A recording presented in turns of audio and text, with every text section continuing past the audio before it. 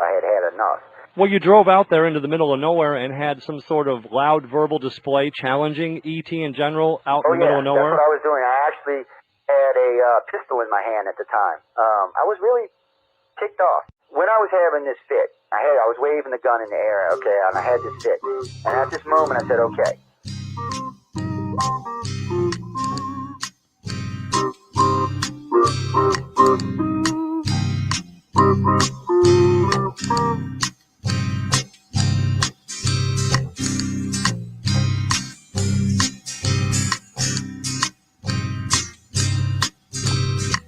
He was a Louisiana man named Montaldo.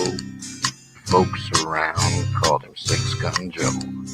Worked with ICAR, don't you know? Investigating UFOs. Out for a drive with a gal one night, they stopped to check out the reporting site. When an alien lit right there on the ground, he commenced to throwing his weight around. Now, old Six Gun didn't take too kindly to that kind of thing, especially without Vaseline or anything like that, seriously. Well, Six Gun looked that critter right in the eye and said, "Any last wish before you die?" Yo, reached for his gun, quick as a twitch, and said, "Fill your claw, you son of a bitch." Now a legend spread across the land about this pistol-waving man. But if you're from space or from Earth below, you don't give no lip to Six Gun Joe.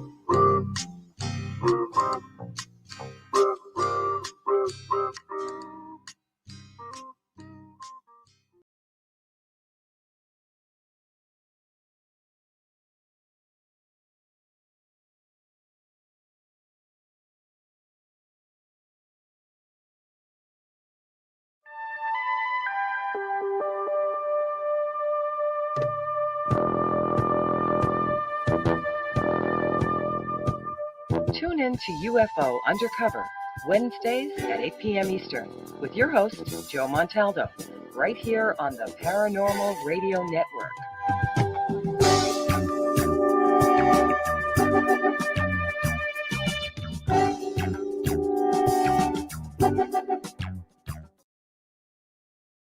I had had enough. Well, you drove out there into the middle of nowhere.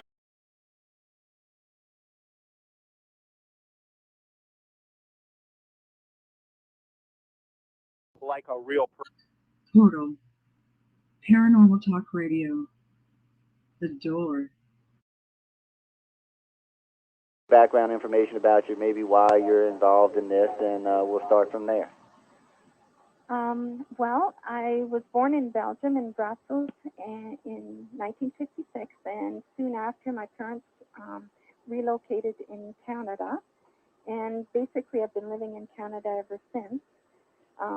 My experience started basically when I was around 5 years old, and then later on in life, when my children were born, things began happening with them when they were 5 and 6 years old.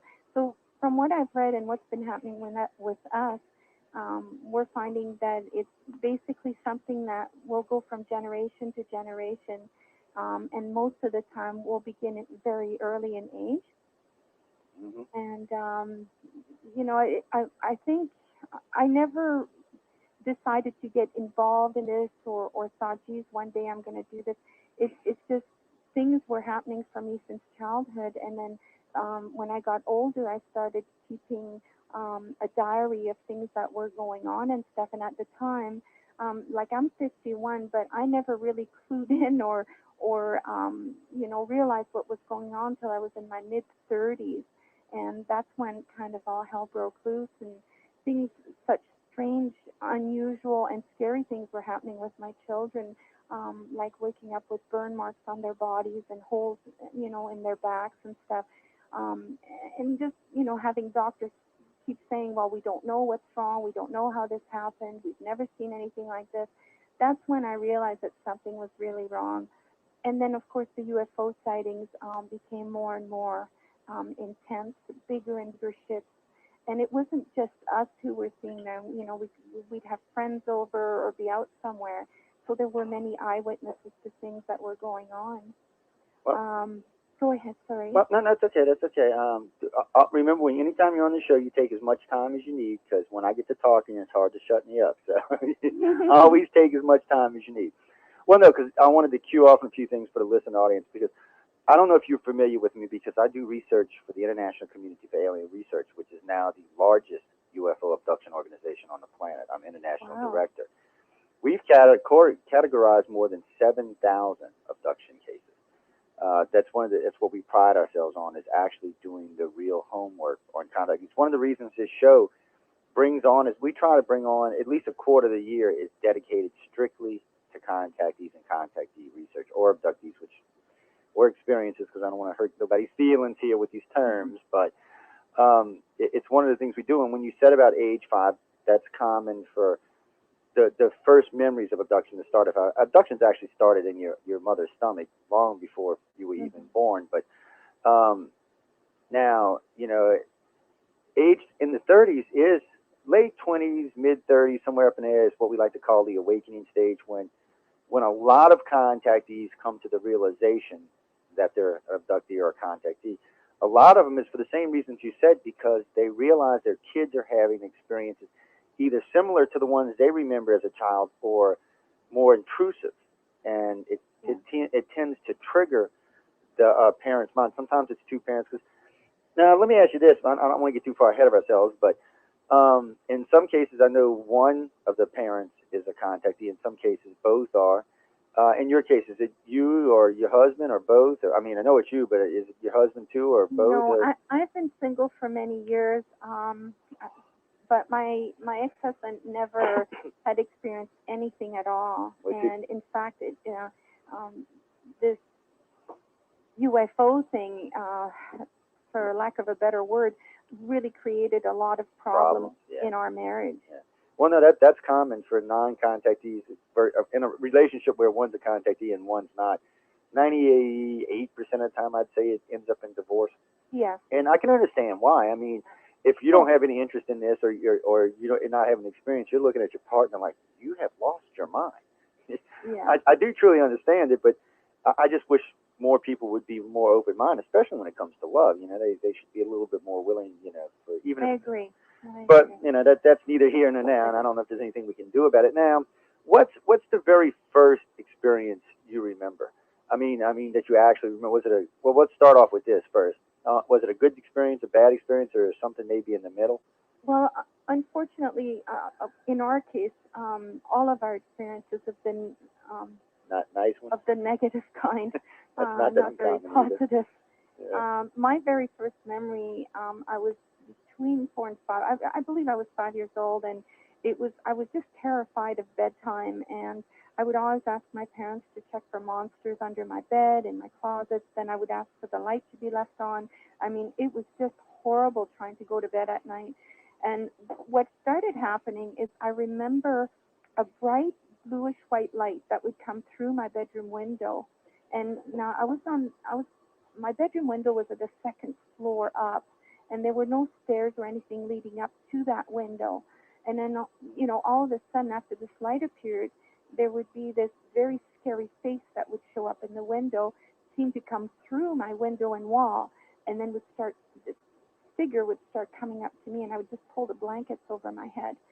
And the next day, I would always say to my parents, this very scary face came into my window again last night, and it was kind of, I don't know, it's really strange. It was as if my parents were in another world or something. And my father would usually turn around and say, oh, it's probably just a wildcat from the forest out back. And I would always come back with, but Daddy, the kitty had no ears. This thing had no fur, no ears. I mean, it had big black eyes. I would try and describe it. And not only that, but I was on the second floor, so how could a cat have reached, the windowsill? So there were strange things like that really started when I was 5, and then it was different things like, we'd be waking up in the middle of the night, and different things would be going off in our bedroom, like some of our toys and stuff. It would just like I remember having. I know this sounds stupid, but I remember having this little monkey with thimbles. And, I woke up in the middle of the night one night, and this bright bluish white light be coming through the window, and all of a sudden, all our toys that were different, the monkey would start clapping, and then I had this clown, and he turned his nose, and it would play music, and then this music would start by itself, and things like that. It was just like very creepy and very scary. And unfortunately, in those days, the parents would look at you, you're having a nightmare, or it's the cat in the forest, or there's always some kind of excuse like that. So as far as support goes, or somebody understanding what you were talking about, forget it. You were basically on your own. Yeah, well, it's hard. I mean, first off, as kids, the aliens have a tendency to, I guess, wash over everything. So it's really hard to, and then you have your childhood, your imagination as a child. So it kind of makes it really hard to understand what anyone's talking about there. Even though now, because of the research we've done, we understand that most of the experiences are quite similar, and most cases at that age, it's not really a bad contact. A lot of kids even call them their friends, but for some reason or another, starting around puberty and at least to age 30, most of those contacts are, I don't want to say 90%. I feel like 90%. I couldn't back that up, but I'd have to say at least 90% of them until age 30 are pretty nasty style contacts. And then they tend to change, but that's not always true. And it's something I tried to explain to some of the other researchers in ufology. There's always exceptions to the rules. And we do learn that things happen in order now, and we do understand that from the childhood through the puberty into adulthood, and styles of contact can change and things like that. We do understand that, but, each individual, as an individual, each one is different, so the aliens take it according to that, and it also has a lot to do with what their final plan is for you. So that has a lot to do with it. And because sometimes I know, I understand what you mean, and it's funny because my children will say to me, "Well, for goodness sakes, you're 51 years old, Mom. What more could they want from you?" Yeah, that's when they want you the most. They've been collecting from us for years, but I mean, to still be around at this age, what do they want? What are they doing? Well, at your age, you're way more useful to them. You're probably way more stable, both financially and mentally, than you ever were in your life. Well, that's true. I mean, I'm not sure about that. Well, I know, but you think about your 20s. I mean, most people don't realize it, but 20s are kind of, especially if you're a contact, you're already dealing with coming into womanhood or manhood and getting into the real world. And on top of all of that, you have aliens picking you up. It's not the most stable period in anyone's life. No, that's true. It wasn't. So it makes it hard. And and I don't know if this is true for you, but a lot of contactees have addiction problems. And it could be anything. People hear me say the word addiction, they instantly assume drugs or alcohol, and sometimes that's what it is, but they have a lot of other problems. And I think sometimes it's to compensate or to cover what they're feeling about their contact. They use it as to null them, I guess, to numb it out, for a lack of a better thing. And that makes it hard there. I never used drugs. I've never done drugs in my life or drank. That's a good thing. But my addiction was I either starved myself, couldn't eat, and had major panic attacks, or I would find myself overeating. So I would go from one extreme to the next. To the other. Yeah. But I mean, you can understand. We lost almost all our friends. We moved, trying to outrun these things. Yeah. So thinking we could hide or get away from them, which meant that quite often we were away from our family. And even when we were close, we didn't dare talk to grandparents and stuff because they would have thought we were crazy. Oh, yeah. So, then there was a lot. You lose a lot. You don't gain anything by being in this club. Trust me. It's just, some people say, well, I wish I had those experiences. And I say, please, watch what you wish for. You may just get it. Well, that's one of the first questions I ask people when they come to us and say, well, I want to remember more. I said, do you really? Are you really prepared for what you're going to find out? Because, a lot of people assume that ET is all sweet and kind of nice. And there are a lot of good contact cases. I'm not going to Unfortunately, it doesn't seem to be as many of them as there are of the other kind, but there are still there. So we know not everyone is having bad experiences, but it seems like the majority of them are, at least until they get much older. And even then, some of them are still having bad experiences. Now, a lot of them, like I said, in their 30s and 40s, a lot of them start to work with the aliens. So their experiences tend to change a lot more. They tend to lay off of them in a lot of areas, and the abductions even start to slow down quite a lot. But they have goals for these people. Jim Sparks and Suzanne Hansen, who are both abductees, say that they're communicators. That's their job for the aliens, is to communicate the experience and what they've learned. Which, they're not the first ones I've heard say that. And it does seem, for a lack of a better way of saying this, that every contactee has a role to play. It's just not all of them are good roles. And as far as I can see, there's no way to stop it. I mean, have you found a way to stop it, or? No. I've tried praying. I've tried, to tell you how far I went, I remember in my 30s, I think it was mid-30s, somebody had said to me, why don't you try this? And, of course, I did, and that was to take a felt pen and actually write something on my leg, ask them a question, and then, tell them to give me some kind of hint that it wasn't a dream, that it was really them, like to do something to the leg or to take it off or whatever. I can't even remember what it was at this point. But no matter what I tried, there was never an answer of why they were there, why me, things like that. Never. Yeah, well, no, and now, going through your teenage years, you remember anything there? I know for some contactees they do, and some, well, most of them really don't. They know there was an ominous sense about it, but they really don't remember anything. That's why I was asking. Well, they were around at least every 3 to 6 months for a while, for a few years there with me. And they would come and take eggs. I remember one morning, I think I was 14 or 15, and waking up, and I had pain in my belly button area. And when I looked down, it was full of old blood. And once I got it cleaned out, I thought, well, that's really strange. And once I got it cleaned up, I noticed that there was like a pinhole or something, but a bit bigger, right in my belly button. So I knew that, something weird had happened. Yeah, and see, well, go ahead. Pardon? Oh, I was just saying, go ahead. I was going to say something, and I forgot. I didn't want to cut you off. I remember one particular night, around 16, coming home late from a girlfriend's house who lived about 3 blocks away. And we lived up on the mountain here where I live. And at the time, there were no houses up there. I was the only house up there. And I guess it was about 10:30 at night. And, the air was quite warm and still. And all of a sudden, this huge wind came up. And this cold, musty air came down around me. And it just gave me goosebumps. I couldn't believe what was going on because there had been no wind or nothing. It was too sudden. And then something made me look up. And when I looked up, there was this huge show of, it was almost like a rainbow that had exploded. And there were all these different colored balls flying around all over. And then all of a sudden, they just joined as one and became this bright, brilliant white light.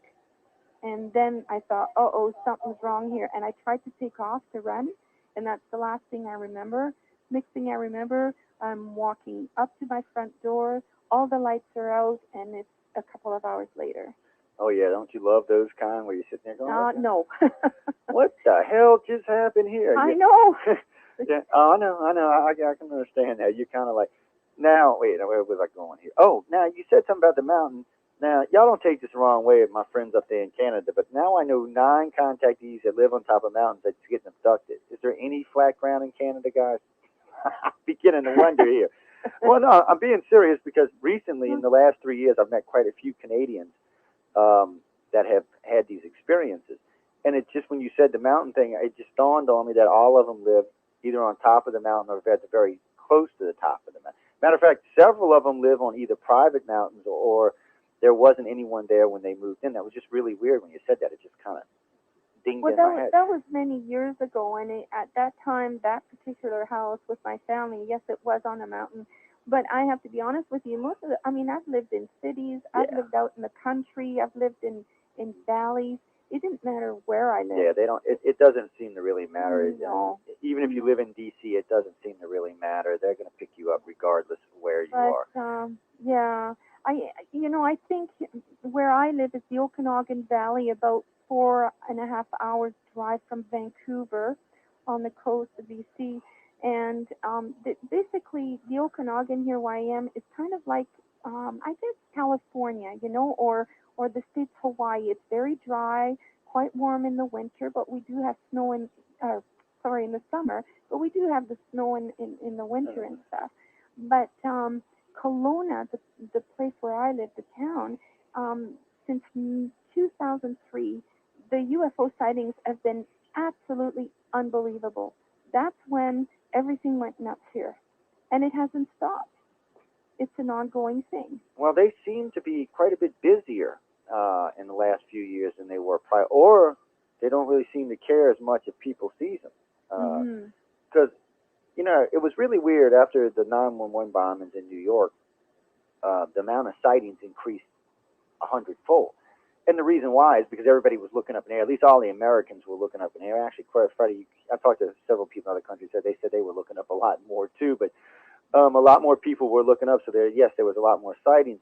And we were trying to figure out, was this just more people were seeing it, or had the activity really increased that much? And it dropped off for a little while in 2006, but it's back to where it was again now in 2008, which suggests that they're quite a bit busier than they were before, and they don't seem to mind as much about being seen, like the 2000 sighting in Washington D.C., the 50th anniversary of when they chased them in D.C. last time. And by the way, they chased the ones in 2000 with an F-16. And it's just weird, but it does seem to be that they're much more open about what they're doing. They don't really seem to care who sees them. And people ask me all the time, why don't they make themselves known? And I said, well, they have. They've made themselves known to the people they're interested in. And I hate to say this, and people write me about this all the time, but I don't think they really care about everybody else.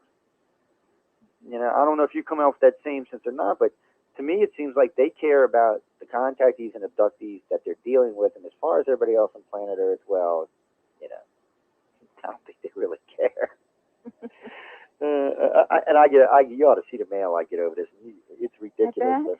Well, because everybody's hooked on that Billy Myers version of the aliens are here to save the planet and advance us spiritually and bring us in there. And like I tell them, if that was true, because they've been here a really long time, they would have already done it. And if they were truly here to destroy the planet, they would have already done that too. So you got to wonder, what the hell is it they really want? Well, it's almost, sometimes I think there's two things that cross my mind with these beings.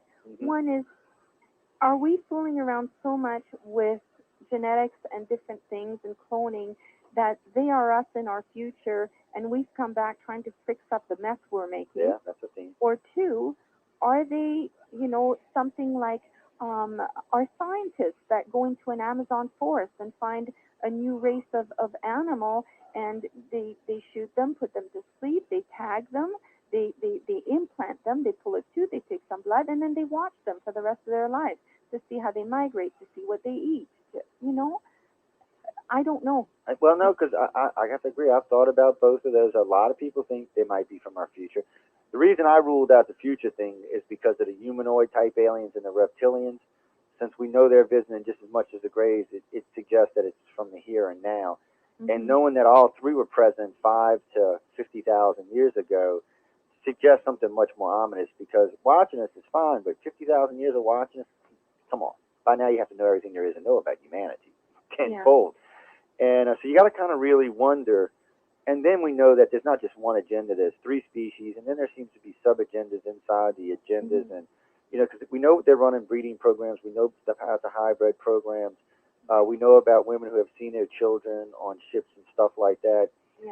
So we're familiar with all of that. So we know that's a big part of what they're doing, but then there seems to be a lot of other stuff going on as well. So that's one of the things is when you talk about agendas, it's just sheer speculation, but they definitely have a hybrid thing going on. I remember being on one ship. This was in my mid-30s. I had a huge UFO sighting. It was boomerang shaped. I had a friend over for tea that night. We were out in the backyard about 10:30 at night. Nothing but stars. And all of a sudden I had this rumbling in my abdomen, which I had felt before when I was young, so I knew what was coming. And this was an English gentleman with very grounded man, very scientific. You know, I never discussed UFOs with him ever. And all of a sudden he looked at me and he said, "Did you feel that?" And I said, "Sure did." And he said, "I wonder what that is." And I said, "Well, start looking up." And we both looked up, and there was a huge boomerang-shaped ship that was slowly, very quietly, no lights of any kind on it, came right up in line to where we were sitting and stopped on a dime. Now, the only reason we could see the shape of it was because it blocked out all the stars. So it was almost like a cloaked ship. And this thing was so large, it was over the size of a football field, and it was so low that I actually felt claustrophobic. And he just panicked. He just freaked. He ran inside the house and said, "We've got to go in. We've got to go in." And I said, "No way." I said, "You know, if that thing stopped there, I know it has to do with me. And I'm not remembering this as a dream. I'm going to talk to these guys. I'm going to tell them I want to see them and I want to know what's going on." And he said, "You're crazy." He said, "Get in." Anyways, he ran in, and I stood there for what I thought was 2 minutes maybe, and just looking at it, and then it was there, and then it wasn't. So it's not so much it took off very quickly, it's just it was there and then it wasn't, almost instant. And so I started walking back into the house, and he was just beside himself. And he said, "Where have you been?" And I said, "For goodness sakes, I was just outside for 2 minutes." He said, "You've got to be kidding me." He said, "I went outside. I looked for you everywhere. You've been gone for quite a while." So for me, it was 2 minutes. For him, apparently, it was longer. Yeah, I love how they do that. But you know, from that time on, it was like I said, all hell broke loose into our house. Things started happening with my children. You know, things were being seen in the night going into their bedrooms. My son woke up with a hole in his spine. And you know, the weird part was there wasn't an ounce of blood on his sheets or on his skin. It was like as if the hole had been done with a laser thing. And you know, you could see the inside, but there was no blood anywhere. But he was screaming in pain. Just different things like that. Just everything went crazy, and that's when I said, "That's it. I'm packing out my kids, and we're moving again." And within 2 weeks, I was here in the Okanagan. Yeah, I know it's a shame because I know a lot of contactees who did that and did a lot of moving. And I know some of them learn faster than others, but anywhere from 5 to 25 moves before people settle down and say, "Well, this ain't making not a damn bit of difference." And, you know, well, it's like when you were saying about prayer, a gentleman had brought it up to me a few years ago that you could invoke the name of Christ and it would stop abduction. And so I'm like, well, look, dude, if that's all it takes, you know, this is like earth-shattering. I mean, if that's all it takes, it would be great. But the theory and test didn't pan out. No contactees that we know tried it, that it worked for. And everybody that did tell me that it worked for them when they were regressed, either they were being still contacted or they simply weren't contactees. Right. And, you know, of course, telling someone who has convinced herself that they're an abductee that they're not isn't going to work. But it's not that uncommon of a thing, actually. We probably get more people who think they're abductees than we actually get abductees and contactees. Right. You know, it's a shame, but and I don't even know why anybody would want to be one. Well, that's what I don't understand. That's what gets us all the time when my kids and I, you know, talk about this or hear stories of people saying, "Well, you know, I really wish this was happening to me." I just, you know, I don't get it. Yeah, it's like being split. It's like having a split personality. You know, I mean, why anybody would want it is I don't know. And that's another thing. You know, like Daryl Sims, I was talking with him a few weeks ago, and he said one of the reasons he got so hostile is because he knew they were going to be abducting his kids, which, by the way, they still abduct his kid and his grandkid. Right. Now, he swears that he stopped it, by the way, but he won't let me regress him. I've asked him a couple of times. He refuses. He's like, and he don't want to know the truth. I know what you're talking about. I'm sorry, I didn't mean to cut you off. No, that's okay. Go ahead.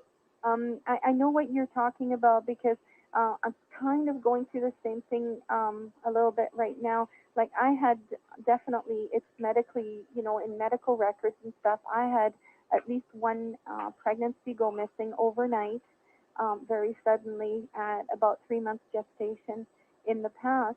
And now my daughter is having our first grandchild, and they've already been to visit her, and things have already started happening again.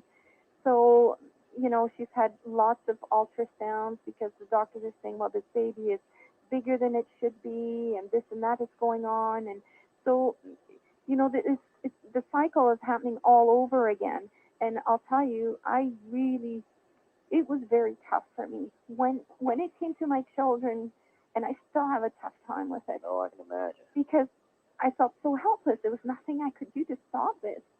And these poor little guys would wake up with burns on their bodies and holes in their bodies, and I'm thinking, okay, do it to me, but leave my kids alone.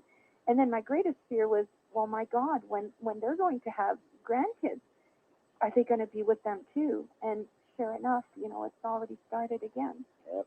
And I think that's one of the most frustrating parts of this is, you know, so many people tell me the same thing. It's just, you know, look, take me, do what you want. You already got me. Leave my damn kids alone. Yeah. And which it doesn't seem to matter, but you know, I know it's frustrating because, but I have had, what's that? I have had several of them tell me that it has changed the experience because a lot of them get mad and get confrontational with the aliens, and sometimes it's stuff. Sometimes it doesn't make any difference at all.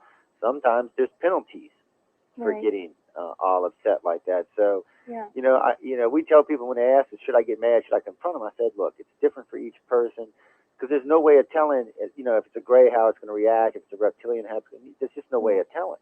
Yeah. And we don't want to, you know, tell anybody to put their life in danger or, you know, get themselves in a position that's just going to make it worse instead of better. But then again, you know, most parents, and I'm a parent myself, feel a need they have to do something. Yeah. You know, and you know, I think you know, when that boomerang shapeship came, it was after that time that things really started progressing. And I remember that night going to bed and having this dream, quote unquote. It was so vivid. I know it was real. It wasn't a dream. They made me feel as if it was a dream. But I remember being on a ship, and specifically remember being taken to this large round circular room, and there were two little grays, and then there was one that was a tall looking gray, but except had more bony structure in his head area. And telepathically, you know, I saw this huge column in the center of the room, and so I said out loud, what's in there? I know something's in there that's important. I have to know. And telepathically, he just said to me, you are not to know at this time. And I said, well, you don't know me very well. I said, I'm here, and I'm going to find out what's in there. And they started kind of taking me away. And then at that point, again, I screamed and I said, I have to know what's in there. You owe it to me. You have to tell me what's in there. And then telepathically, I was told it is the essence of man. And that has scared the daylights out of me ever since. I'm thinking, is it our sperm, our eggs, our DNA, or is he talking about our soul? Like, what is he talking about when he says the essence of man? I know that. So you got to, you know, what the hell is that? And do we want to know? Exactly. Yeah, I think some of this stuff we really don't want to know about. Now, I've seen something. I was watching the virtual auditorium while we were talking, and I seen somebody had asked a question about what type of alien are we talking about, and what do they look like? But the ones that have dealt with us have always been the grays. Okay. They're about 3.5 feet tall. I would say anywhere from a light gray to a dark gray. Very big black almond-shaped eyes. Their eyes are hypnotic. I mean, it's incredible what those eyes can do. They have a slit maybe for a mouth, very small, 2 holes for a nostril, no ears, no hair at all, very thin and large pear-shaped head kind of thing. There's only one other time where we had one different being deal with us, and that was like a large praying mantis, and that was terrifying. That was really ugly and very bad. Yeah, I can imagine, scared the living hell out of you. Mm-hmm. Yeah, I've heard about the madness on a couple of occasions, mostly dealing with the reptilians, and it's kind of strange. First off, it's kind of strange that, you know, first we start studying the Greys, because that's what got me interested was the Greys. And then by doing so, you know, we found these other 2 species, and then Charles Hall informs me that there's a tall white species, which I'm not really sure about yet, but I'm still researching into that. I'm not sure what to think about it yet. At first, I was thinking, well, maybe it was a government programming, but I met some people in Vegas that suggested it's something different, and then a couple of weeks after that, I got some phone calls from some people out of Nevada that suggested it was something different. And it was really weird because within a month of the first interview I did with him, I probably had a dozen different phone calls trying to confirm what he said, including people who said they seen him in the casinos, because he had said one of the places they used to go was the casinos. And I was like, what? When he said that, I was just floored. I'm like, what? Aliens in a casino? Wait a minute, I'm going to Vegas. Oh, I don't know. You know, things like that, because, I mean, when you hear people say stuff like that, you got to kind of go, what? Yeah, I understand. Yeah, but so apparently there's some truth to that. Now, before we get any further in range here, have you had any of the MILAB experiences, the military type experiences? Or do you feel like any of the experiences might have been a military type experience? Government, maybe, for a better word? You know, it's funny because you say that, and there's always one particular specific time that I recall when someone says military, and that was, I was taken, now this is really strange because I was in this huge underground hangar type area, and I mean, this was big. There were Hummers in there, Jeeps, you know, military people, but I also saw a couple of graves there, and I also saw a lot of people in white lab coats or something. And I remember pushing a door open and going into this one room, and I wish to God I had never, ever gone in there.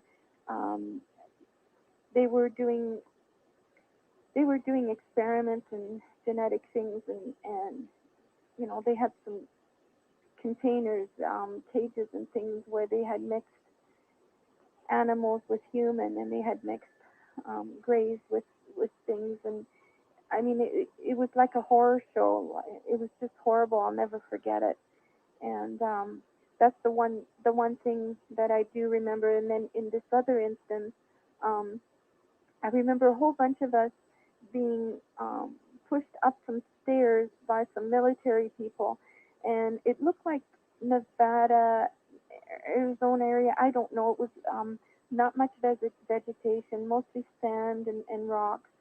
And it looked like an old, I don't know, maybe like a small, you know, runway, and there was a little tower, and all these people and myself were there, and they were kind of herding us like cows or something. And I said to this woman beside me, I said, my God, I said, I feel like a cow being, you know, taken somewhere. And then I looked at her and I said, wait a minute. I said, I know you. I've seen you before in a dream. She says, no, you're in my dream. And then I realized, wait a minute, this is not a dream. This is really happening. This is real, and I've seen this woman before. And to make the long story short, her and I started emailing. I did meet this woman by phone, and we started emailing. And she sent me a picture of her, and it was exactly the woman I'd seen in this dream, quote unquote. And then later on, we realized, as we talked, that we had known each other since childhood. We were taken on the same ship together. So this was really freaky to me. This was, okay, this is confirming that I've not lost my mind. This is not a dream. This really, truly happened. This is real. I know it sounds crazy. No, actually, well, I doubt even to our listening audience, because, like I said, we do a lot of abductees on the program. And for me, it's not, because it's actually a common thing.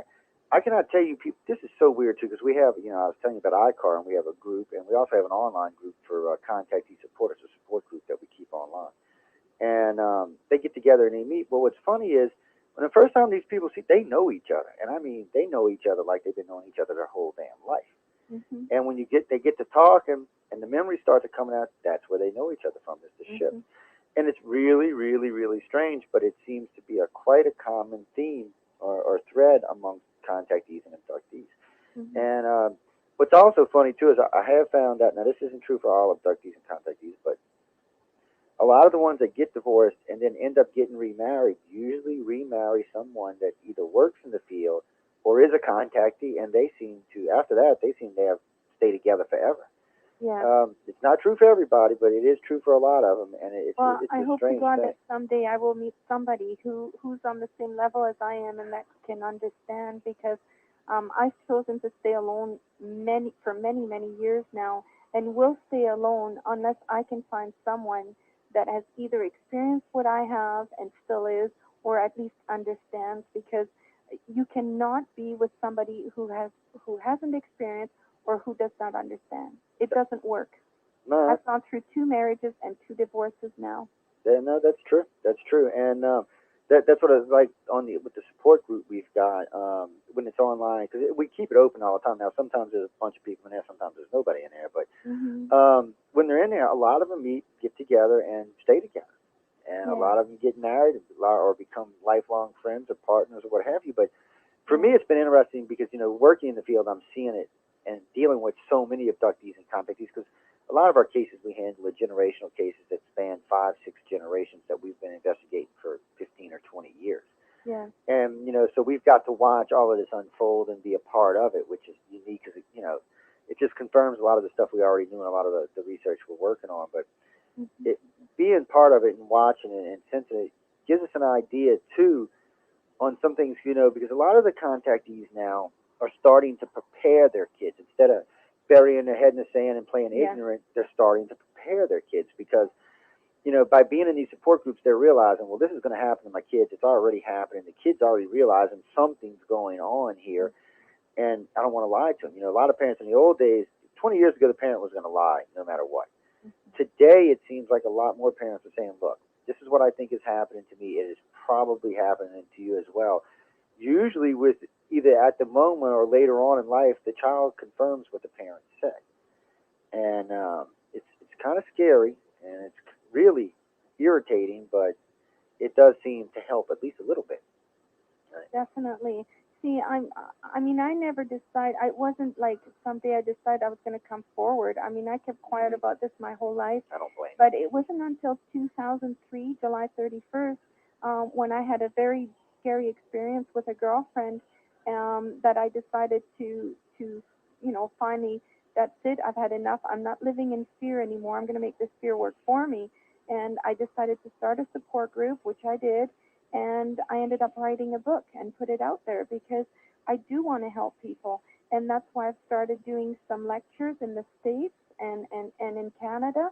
And I'm going to keep doing it because I want to help parents who are going through the same thing that I did with these children. We must help the children. These little guys need our support and they need our help. We cannot fluff them off anymore. And we need more medical people. My greatest wish is to have physicians and specialists and lab technicians and preachers and all those people. They need to come forward and help, and counselors and stuff to help us deal with what's going on. Yeah. We can't hide from this anymore. I agree. I'd love to see a lot more people from the medical profession get involved and not go crazy, because there are a couple of people and some fairly well-praised doctors before they got into ufology, but after they got into ufology, they seem to have how can I say this politely, lost their way. That's as polite as I can say it. But, now I hear all kind of stuff from people charging thousands of dollars for weekends at their ranch to see ET. Oh, it's ridiculous. And these were people who were launching big ideas and big projects that should have been for leaders in this. That's and right. Turned out to be, well, frankly, crackpots. And, I want to see more professionals get involved, but not if they're going to end up like them. Because that just does more damage than it does good.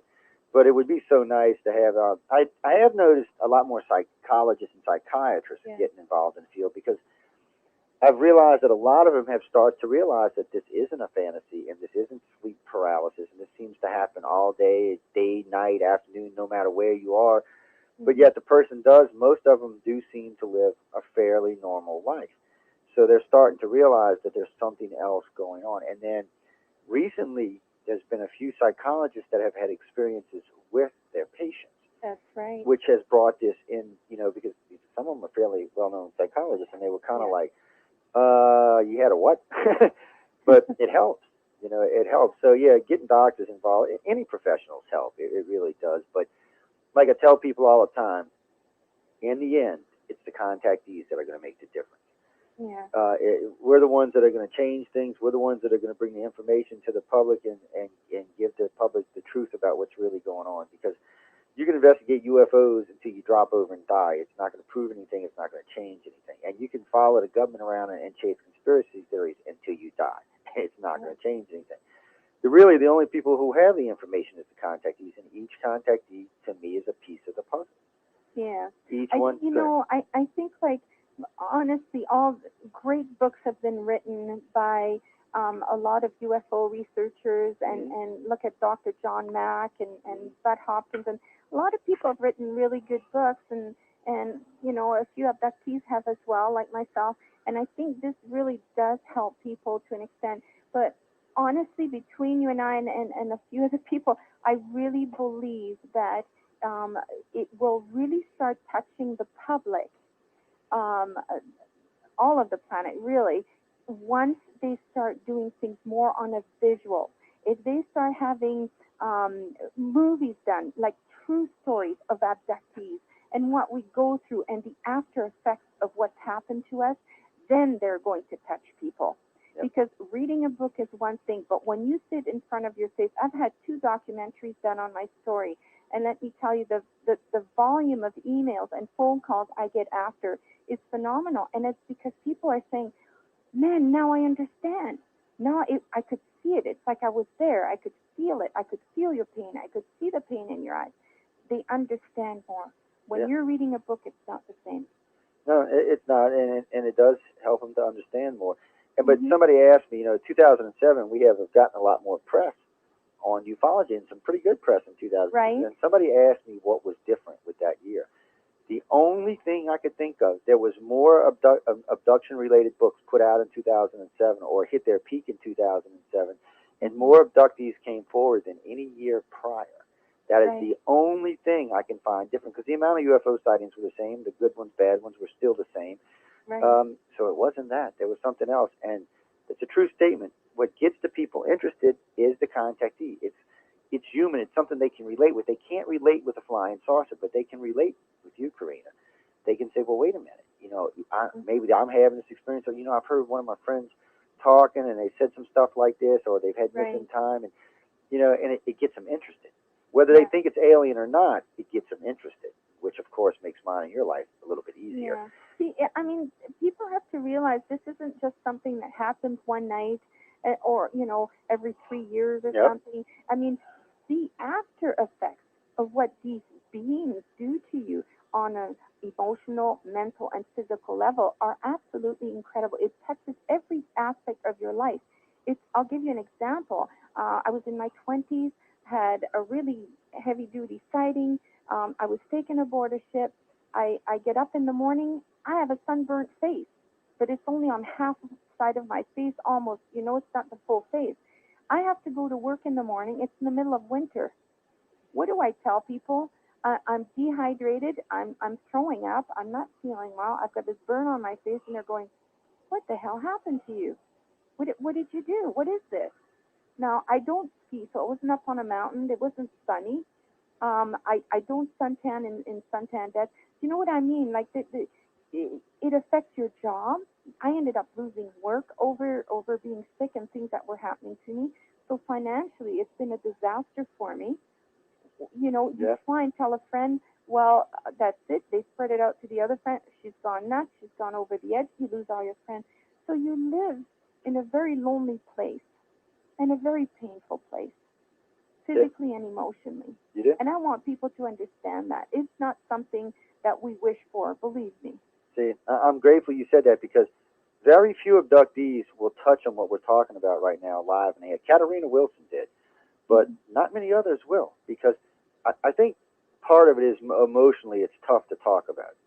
And, like when we were talking about the kids, that's a tough thing to talk about. So a lot of them won't go there, and I understand why, because we are live and on the air. So I do understand that, but I'm just glad to hear you bring it up, because people need to understand that, first off, this happens a lot. It happens through your entire life, and you have to deal with not only yourself being abducted, but your spouse is knowing about it, and your children being abducted. Now, that's why when somebody says, I want to be a contactee, I'm thinking, you need to go seek professional help. Regardless if you're having a good or a bad contact, the simple fact that it's part of your life is more than most humans, I think, can deal with. Yeah, I think really, one of my greatest fears right now is this little grandson of mine that's coming, and thinking, what if something happens to me? What if I die? You know, who's going to be here to try and help my daughter and my grandson? You know, even though I can't do anything, still the thought of being here, maybe I can, you know, stop something or help some way by helping them deal with things that are going to come up. But if I'm gone, where do they go? You know what I mean? Yeah, exactly. It's very hard. Yeah, it is. I just seen a question. Let's see, a tradies from the UK wants to know when your last encounter was. Well, the very big encounter for me was 2003. And then in 2007, I had a couple of black helicopter things pop up after a night of something happening. And I woke up and I had this burn mark and like a cut, like a laser cut on the roof of my mouth. And behind my ear, it was painful. So I went to a walk-in clinic, and you know, she looked in there and she said, "Have you had surgery recently?" I said, "No." I said, "I just woke up like this." She said, "Well, you couldn't have. It really looks like you've had surgery." And I said, "No, I haven't." And then I said, "Oh, and by the way, I have pain behind my ear. Could you check it?" And she said, "Well, you have a large round, a circular red spot there." And she said, "You know, the only other time I have seen anything similar to this is if somebody has a very rare form of shingles." And she said, "If it is shingles, by tomorrow you'll have a rash all over your face." Well, of course, the next day there was no rash or anything. So that same morning, I was at my parents, and I asked my parents to take a picture of it, which I have pictures of. And right after that, there was a black helicopter right over their house. And then when I went to get my camera and tried to take a picture of it, of course, it flew away very quickly. But this is like blacked out windows, no insignias, no names, no nothing. It's just completely black. I have no idea who they are, where they come from, or why they're there. But that was the last time I had an experience, and that was 2007. And that's also around the time that Brian Veit contacted me and said, "Did you hear there was another UFO thing your way?" And I said, "No, I didn't." I said, "But this is what happened to me yesterday."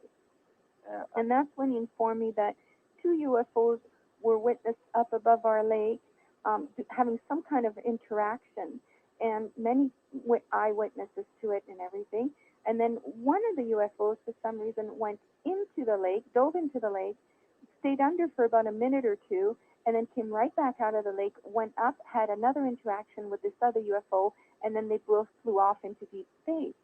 Now, I know what this sounds like, but that's what Brian told me. All the eyewitnesses I contacted him said.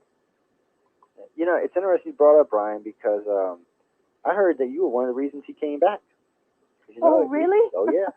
And, oh, I didn't know that. Oh, yeah, I actually heard that, well, for a while there, I think he got disgusted with ufology, which I don't blame him. It's hard not to sometimes, I'll be honest about it. But, and he kind of just took himself out of the picture for a little while. But I was talking with a mutual friend of his. I'm not going to mention his name on air because he'll probably shoot me. But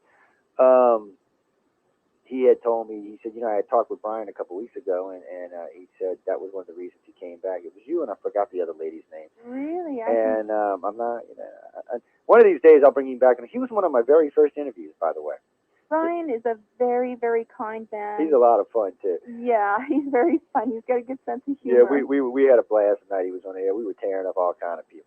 I like Brian. He reminds me of Dennis Ballphaser, because both of them will speak their mind. And I like people like that. I've had 4 people in the last few years that really made a difference with me making it or not, to be quite honest, on an emotional level and stuff. One of them was Brian Veit. The other was Ronnie McMullen, who brought me to Denver, Colorado to do a talk for him. And he's a preacher, but I wouldn't say religious, more spiritual. You know what I mean? Yeah. And he really helped me, like, on that level. And then there was, of course, Graham Conway from UFO BC, who was one of my greatest friends and supporters, who recently passed away, unfortunately. Oh, did he? I didn't know that. I've been a member of Graham BC died. for 207, yeah. I think they were one of the first groups I ever joined. Yeah, yeah. He was support for me in my mid-30s when things started happening, and I contacted UFO BC. He was wonderful. And then, of course, the other person was Chad Bigatini, who is a professional counselor here in Kelowna, who heard about my story through a newspaper or something when the sighting happened in 2003, and he contacted me and offered me his services free of charge for 1 year. And he was a godsend. He really was. So I was very fortunate, in the last few years to have these people in my life and help me and support me. Well, if you ever need somebody to talk to, you always got our numbers. But we do have a group. It's called the UFO Alien Phenomena Group. We keep it on a chat server called Pal Talk. It's open 24/7. Like tonight after the program, there'll be a bunch of people in there probably talking about what we're talking about tonight. And but they're there, and just about all of them.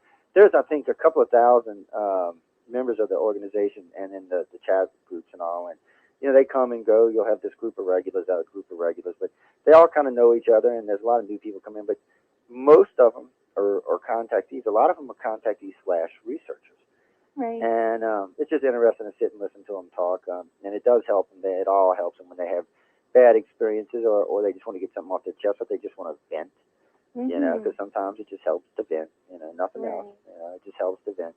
And it was just something we did because one of the biggest complaints I got from contactees was they couldn't talk to other contactees. They just couldn't talk to them. There was nowhere, no support, no one to help them, no one to talk to. And then I know personally it helps to talk. It just helps, and it's just one of those things. If you can do it quick, though, I know we're getting close to the top of the hour break. Why don't you tell them? Give them the website address. Give them the name of the book, the website address, where they can find it. They can go look while we're at break. Okay. Well, for my book website, it's www.thecollectors.ws. Yes, S as in Sam. I know it's a strange one, but it is actually WS. Yeah. Well, it's posted on the UFO Undercover site. Oh, is it? Okay. Yeah. Okay. And then they know about the other one as well, Okanagan UFO Research. Yeah, I think that one's posted too. There was 3 sites that I think came in the email that I posted, so they were all posted up there. So y'all can go jump on the UFO Undercover site, click on them, go check it out. Buy the book, people. Stop being tightwads. Anyway, ladies and gentlemen, we'll be back in about 7 or 8 minutes. We're going to go take a quick break. I'm Joe Montaldo, hosting UFO Undercover. Karina Sables is with us on tonight, talking about her experiences, and we'll be back as soon as possible. So please stay tuned. And we are clear. Yeah, we've got about right about 8 out of a 50 sci-fi movie or something. But since it was real, I thought I'd put it to use. Oh. All right, here we go.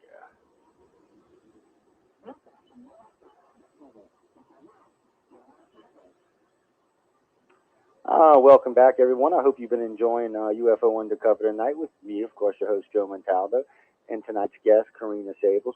I've been enjoying her. She's been a wealth of information so far. We've got a lot to talk about still to come. We still have an hour to go. You do know it is the second hour, so if you want to put your hand up in the virtual auditorium to ask questions or to use the toll-free number, feel free. You can get hold to us either way. Now I know we were talking kind of about military stuff before we went to the break. And about 6 or 7 years ago, no, it was long, about 10 years ago, I kind of got interested in military stuff because of something some close contactees to me were telling me and some personal experiences I had had.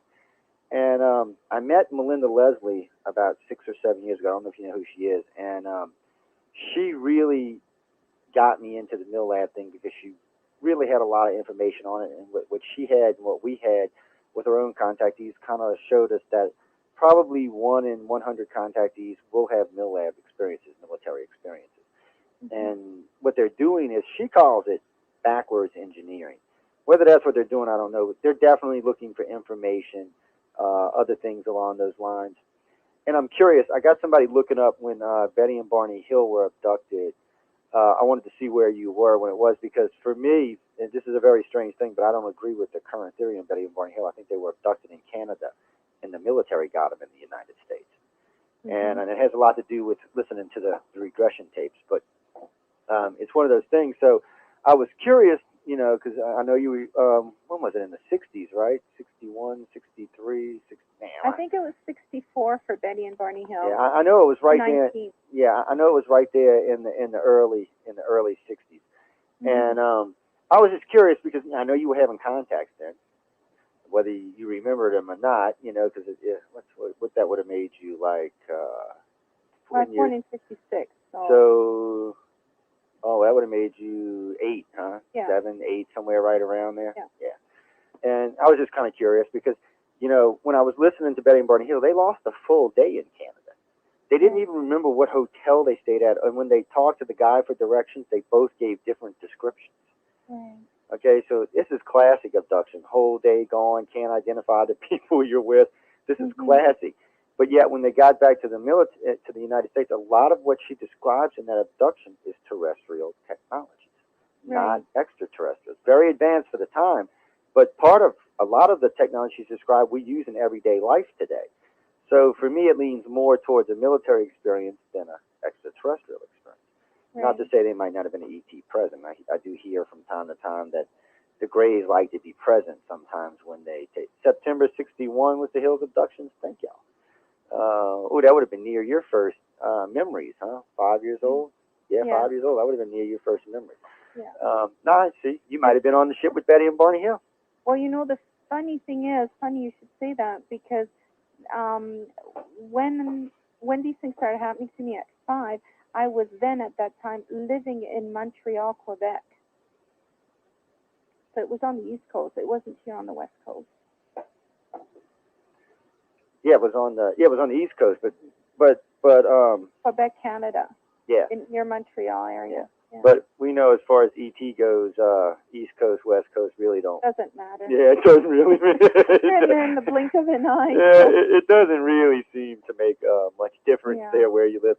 Because you know what's funny, and I don't know if you remember anything like this. It probably has happened to you, whether you remember, I don't know. But we've had like contactees from Japan, Australia, England, California.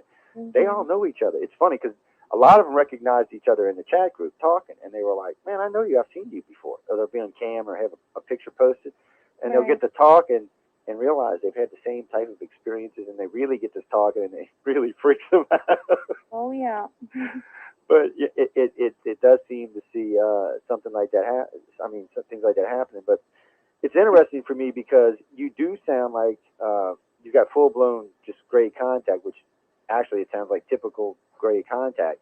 But it does seem like on 2 occasions when I was listening to you talk earlier, it does seem like there might be at least a hint of military in there.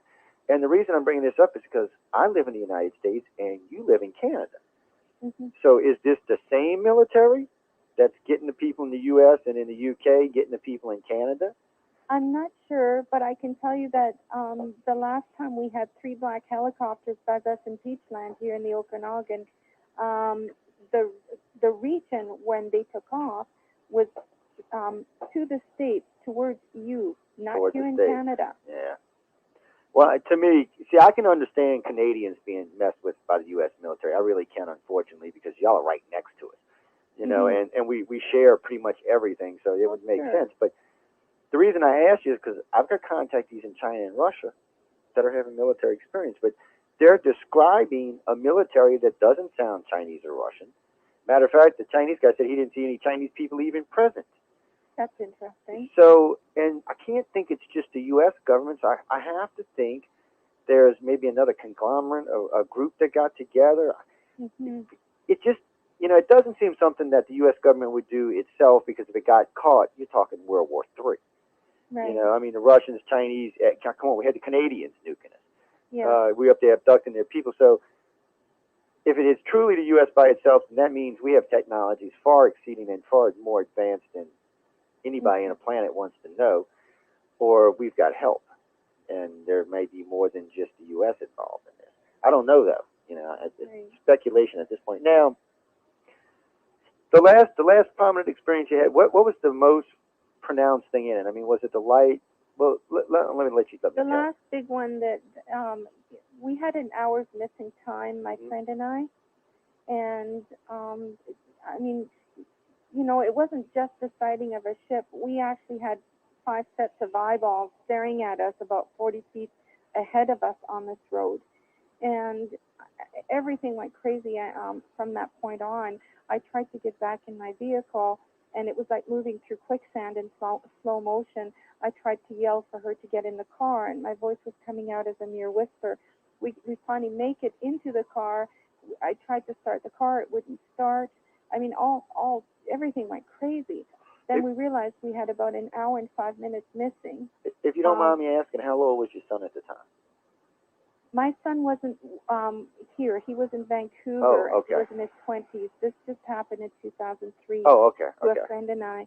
And, you know, I mean, from the time that we were on our way driving back home, I said to her, I said, my God, I said, I have such a pressure in my head. It feels like my head's either going to explode or implode.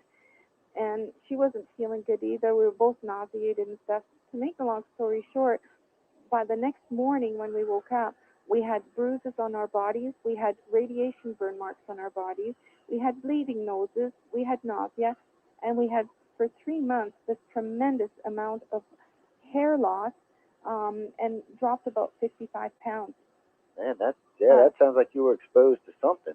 Yeah, and, you know, we thought it was just something, maybe our imagination or whatever. And then Brian Vike started saying, oh, my God, you know, listen, I've had at least 9 eyewitnesses confirm what you saw at the area at the time of morning when all this happened to you.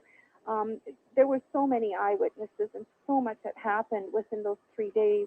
I believe there was 200 reports or something of things that were going on in the sky over our area.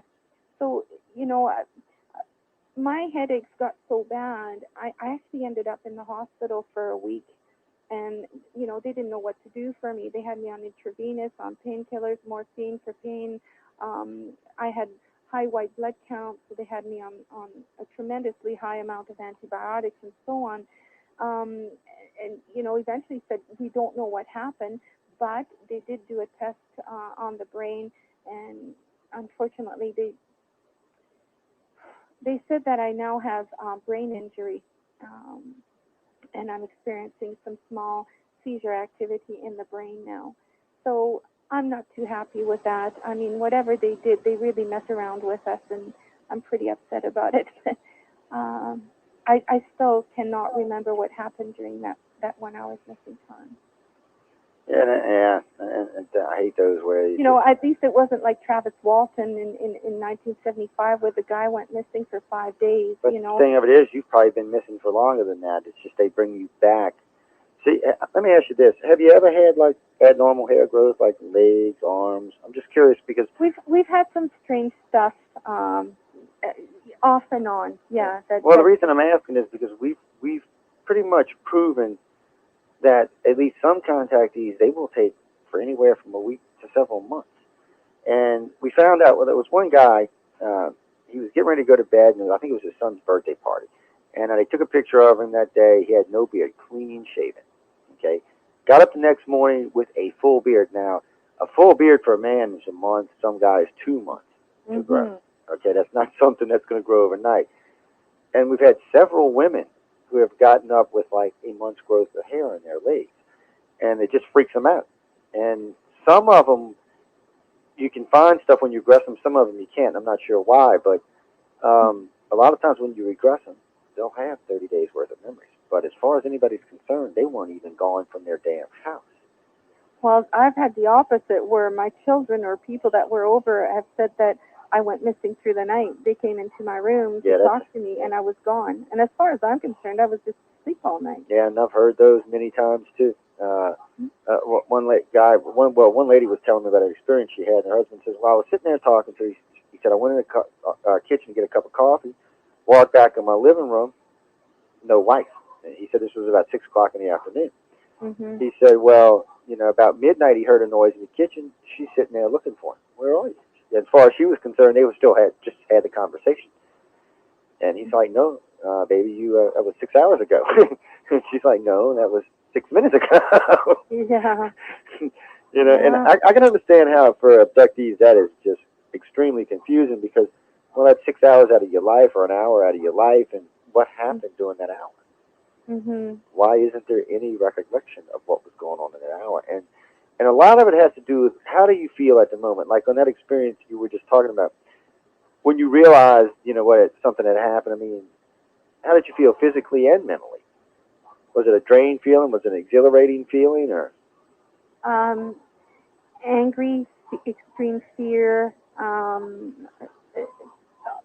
possibly all the negative aspects of emotions that you can imagine. Just terrified. At one point, the fear almost paralyzed me for a whole year on that last experience. So it definitely wasn't pleasant. And the fact that they've left me with a physical and medical ailments, I am very ticked off. Yeah. I really see these things are really good at making people forget what they go through and inserting screen memories and so on, so on. For instance, years ago, I remember going out stargazing with some friends and some children, and all of a sudden we all felt really tired and fell asleep. Got back in the cars and fell asleep. 2 hours later, wake up, and some have bleeding noses. One had a bleeding ear. One was throwing up. I mean, it was just a really strange night. As we go to leave this area, so it's about midnight or so, we go to leave the area, and all of a sudden I screamed and I said, "Oh my God, look on the side of the road." And on this huge boulder, there was standing a 3.5-foot tall gray. I mean, like I'm seeing everything I'm looking at right now in my room.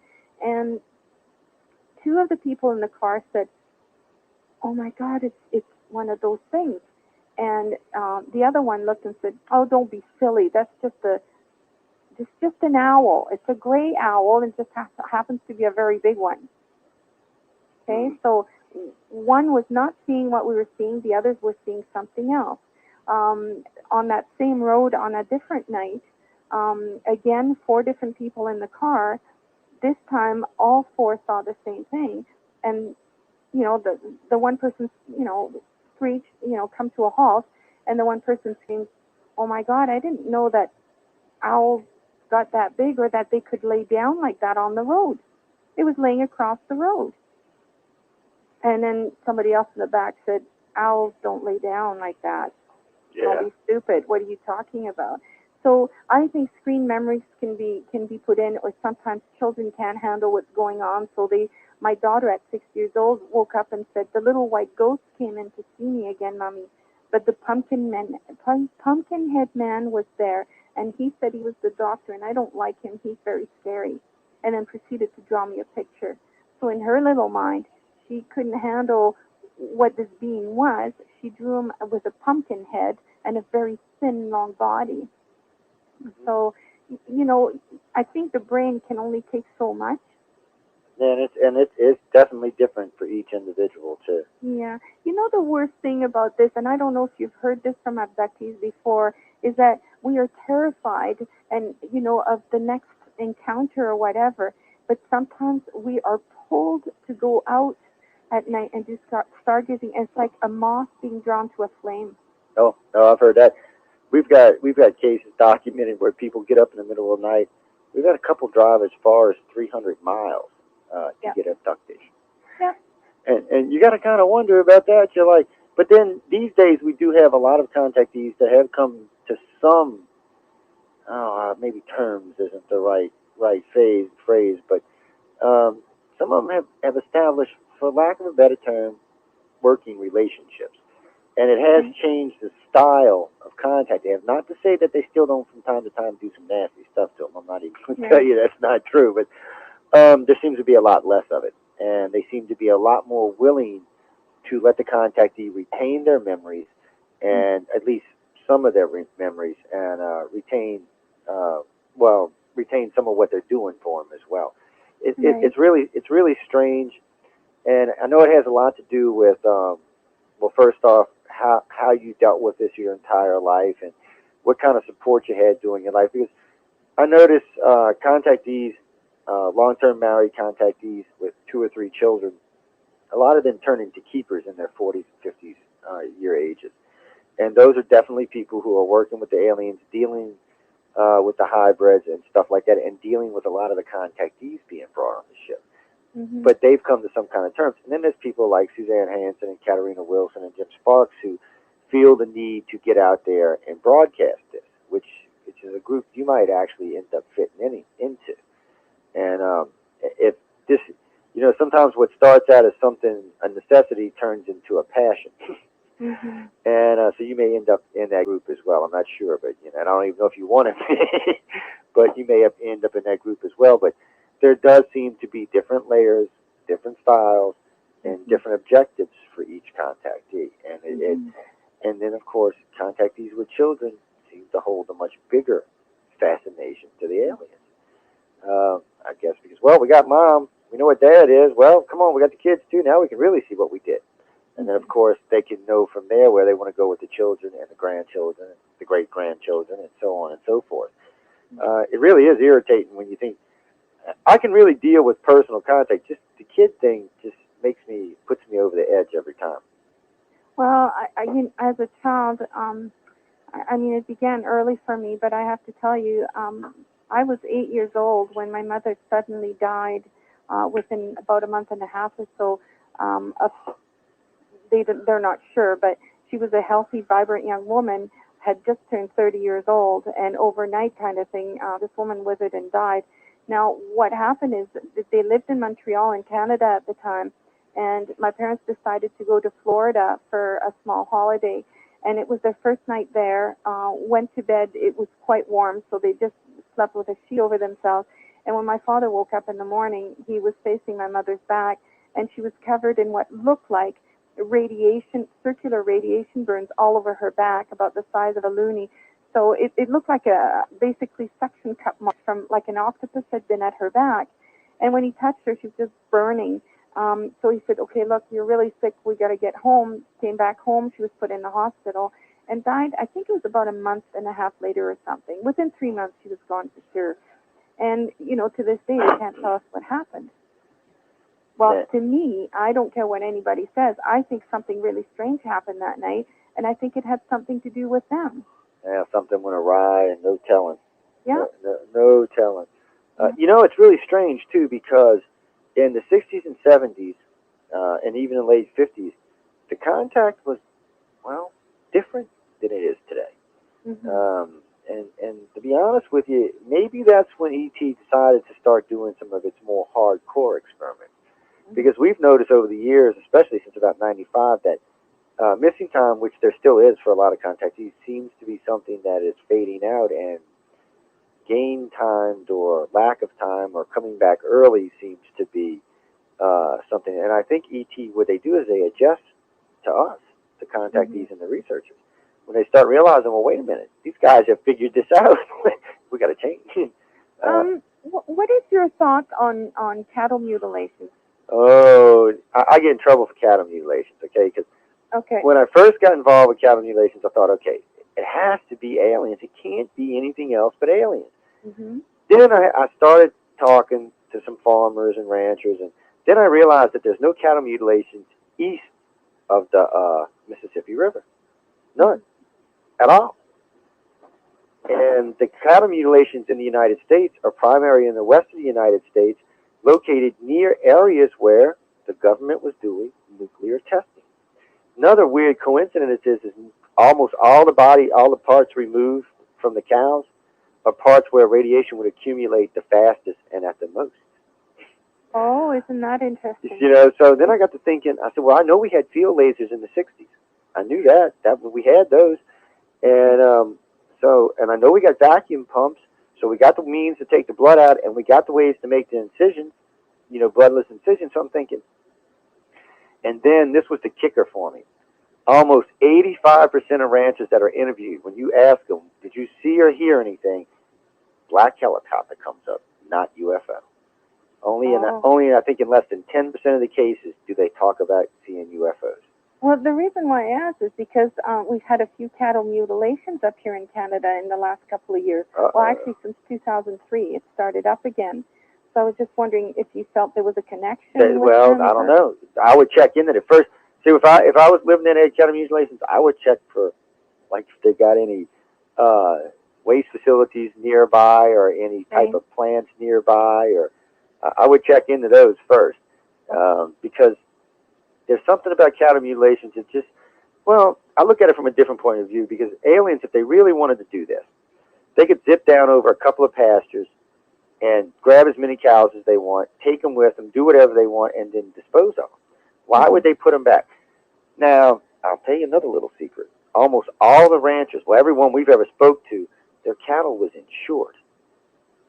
So when they found the cattle, the insurance company paid. And I found that just too coincidental to be anything other than, oh, wait a minute now. Aliens aren't going to really give a blank, blank, blank if you collect on your cow. But the government might, because if by collecting on your cow, more people will be willing to tolerate it. Yeah. And that for me was just too coincidental to be anything other. But I still don't ever rule out the aliens 100%, because you just never know what the hell they're doing. Right. But I would also check to see, you know, who had the cows. Was it a small farmer, or was it a big ranch? And because they have found some people who have hoaxed cattle mutilation to collect insurance. What I think, you know, another thing that I'm sorry, I'm kind of switching subjects. Take it. Go wherever you want. I think one of the things that I've been really trying to find is to maybe get in touch with some abductees, and you know, you hear the usual stories. This and this happens. We get this kind of happening. They do this to us. They do that to us. But there's been a couple of things that have happened throughout my life with myself that I've never heard another abductee talk about. And I'm hoping that I'm going to meet someone else who's had similar experience, because, you know, I don't want to think, hey, wait a minute, maybe, you know, I have some kind of mental illness or something, but I had eyewitnesses for these things when they did happen, but I've just never heard of anyone else talking about them. And I'm wondering, like, when you discuss things with abductees, have you ever heard anything that happened to them that is very unusual? Yes, see, this is what's strange about abductions and contacts. Let's say me and you are talking, and Katarina Wilson and Jim Sparks, we'll use some famous ones so everybody knows who they are. We're all four sitting here talking, okay? And the base of y'all's experiences are the same. The fear factor, the chill, the aggravation, all of it is the same. But the actual experience tends to vary. That's why I say each one is their own piece of the puzzle, because the experience tends to vary from contactee to contactee. There are a few that are almost identical, but there's always parts that are different. And sometimes the parts are really either outrageous or just too hard to grasp or understand. And now, we don't know if this is a real experience, a planted experience, or an outright lie. There's just no way of knowing. And then there's a couple of things you have to remember when you're a contactee. We can only perceive things in the way we were raised and in our own realities. That's the only way we can perceive them. Yeah. So, you know, there's already a tainted view there, okay? Say 20, 25% there is already tainted. Then we have to deal with our environment, television, stuff like that. Then, so you got to add about another 25 or 30% to that. So, and this is true for all contactees and abductees, at least half of their experience is not what they think it is. At least half. In most cases, it's more like 75 or 80%. Because when you get into some really deep regression, you find much different things there. And it has a lot to do with the way the contactee puts it into their reality. A good contactee will take a bad experience, or any experience for that matter, and put it into a reality that they can understand, or at least deal with. Maybe not understand, but deal with.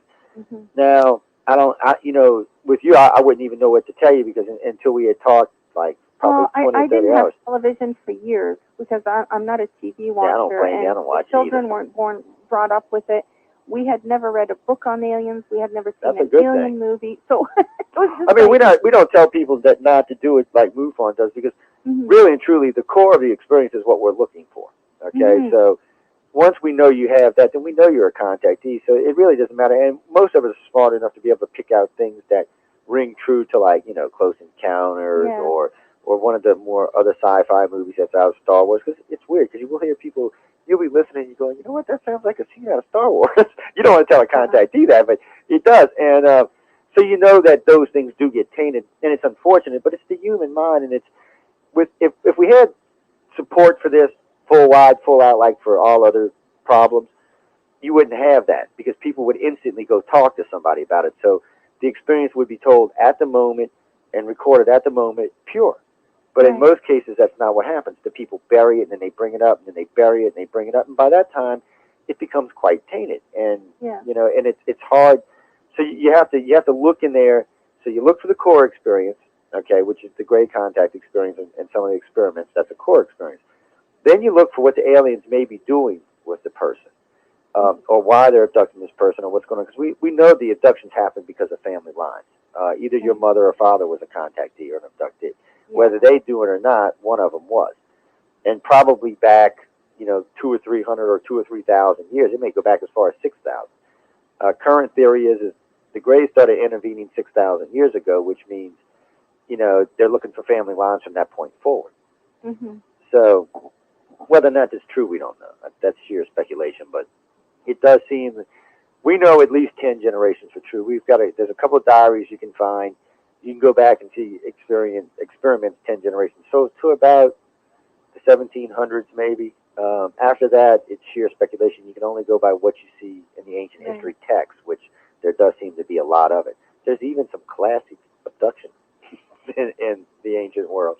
I mean, classic, missing time, missing days. Oh, yeah, I mean, it's like, look at those 15th century paintings that have UFOs painted. I mean, come on. Well, I got in trouble one time because we were talking about abduction, and somebody said, well, give me an example of an abductee and religion.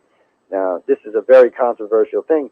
I said, well, there was this woman who went missing in the desert for quite a good period of time and came back, and guess what? She was pregnant, but she was still a virgin.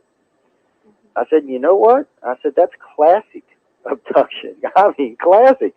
This is something right out of somebody's abduction book, but we're talking about the Virgin Mary, and doing so, people just lose their minds. But it's not the only reference. There's literally hundreds of them in ancient world that you can look at, and it's an interpretation.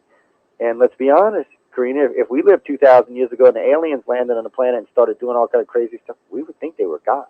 We wouldn't even know what else to think they were but gods.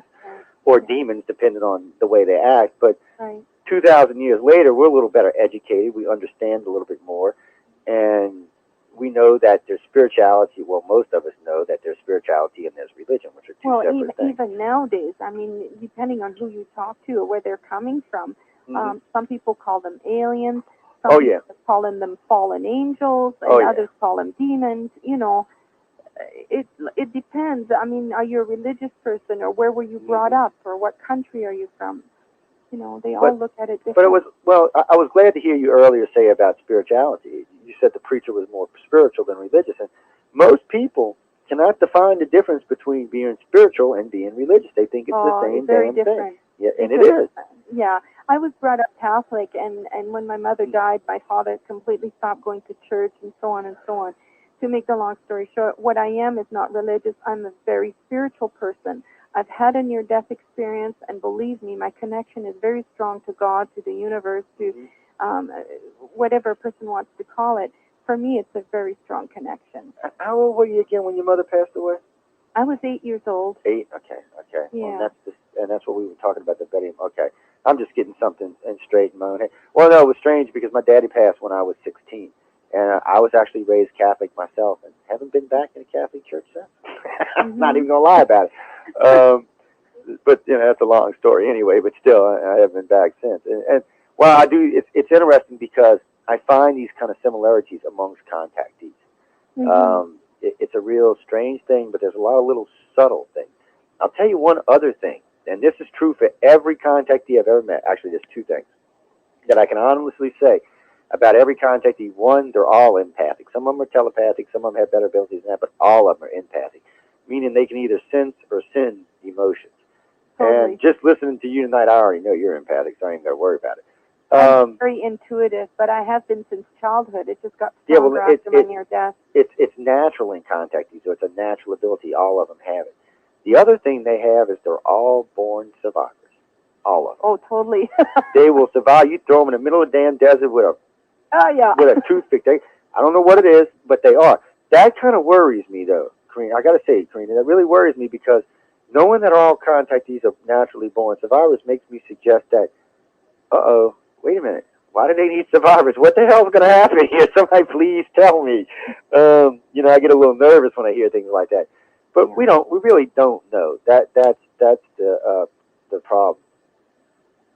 Good question here. Is there a reason why the guest has not had alien encounters since the publication of her last book? There are a few things that seem to match up with a few abductees. I was told that I have something extra or something different about my spinal fluid and something to do with DNA or something or other. I never did understand it. There's just a few little points, like different blood types, a rare blood type, or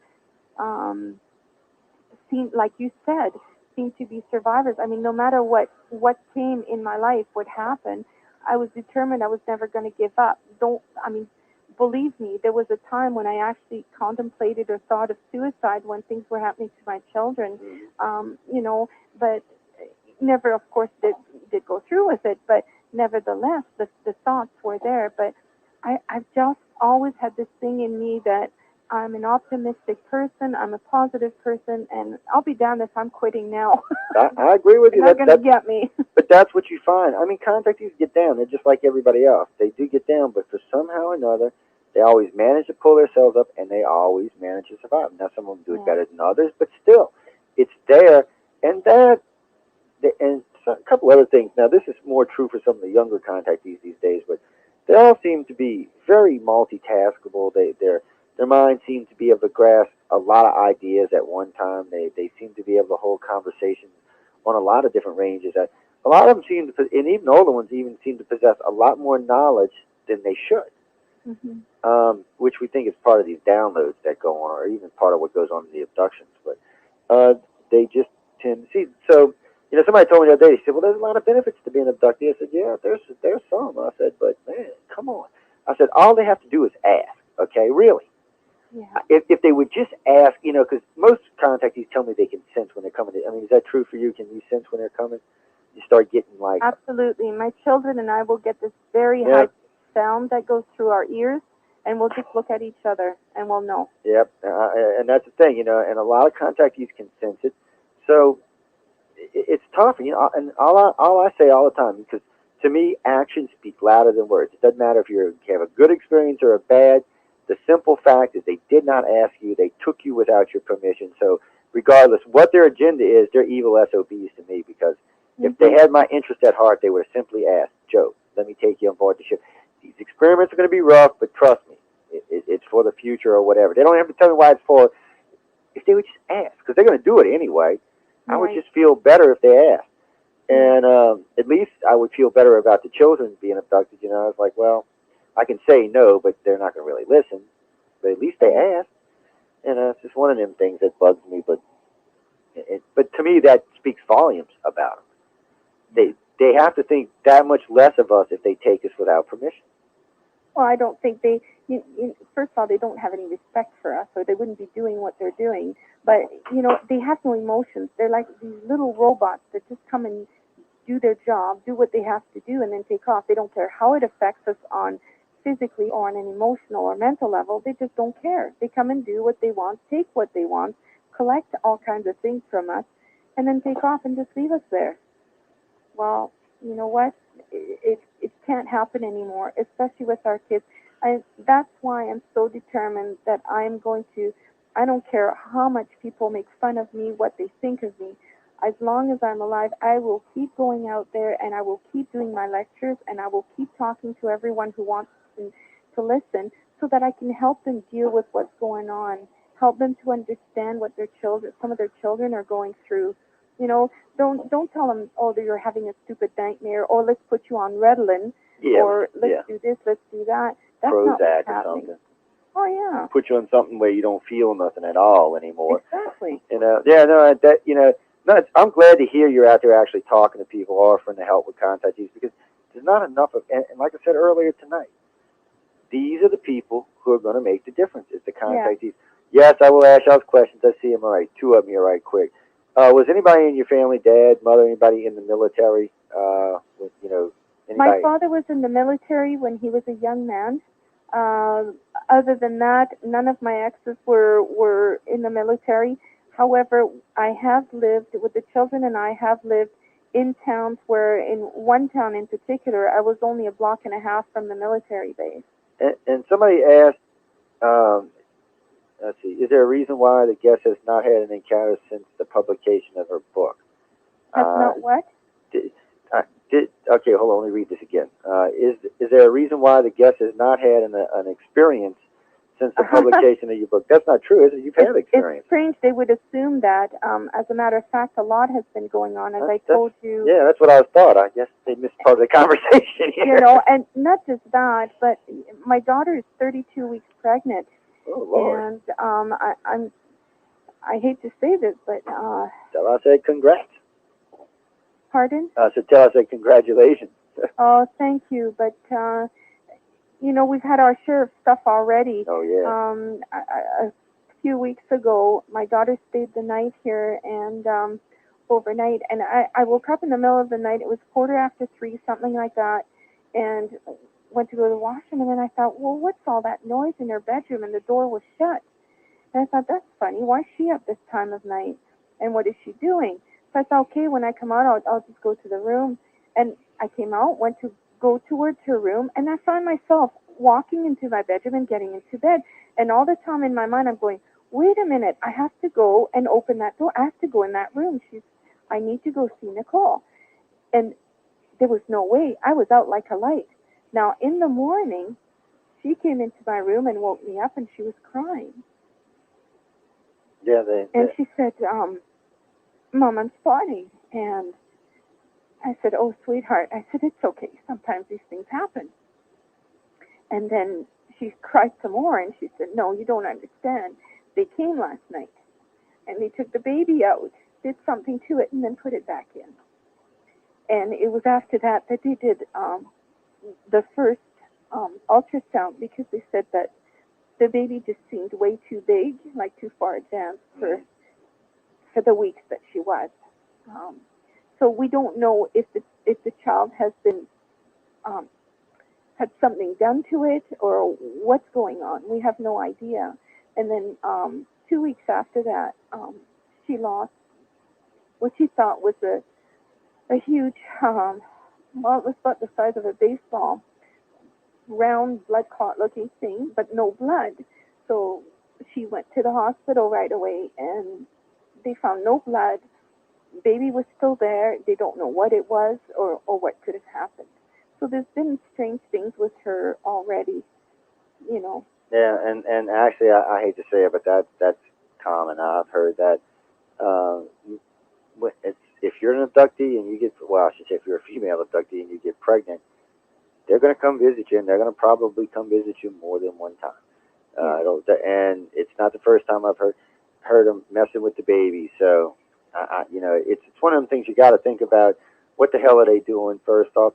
Because I hear about them messing with babies, but the babies always look normal, you know, when they're born, and a lot of times they are bigger and healthier. There was a woman just recently, I think she was like almost 11 pounds. Mm-hmm. That's a big baby. I mean, my son was almost 10, and he was huge. I mean, 11 got to be, I don't even think about it. I'm glad I'm not a woman.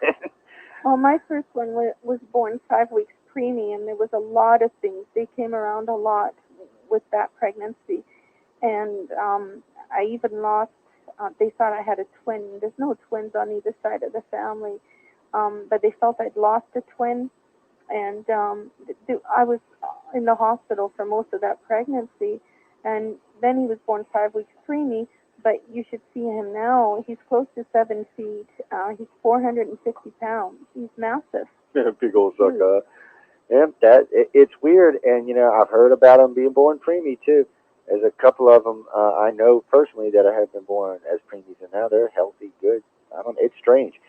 I don't know what they're doing. I wish we could figure out exactly what it is they're doing, but the mothers always are in too much distress to get any real information. And you can't blame them, but, you know, we're trying to find the facts, but that you can't really find them because basically what you get whether it's hypnosis or if it's recall on their own, is the fear there and the anger is so much that it kind of blots out everything else, and which you can't blame them. I mean, they're taking the baby, and seeing it like that is it's got to be horrifying for a mother.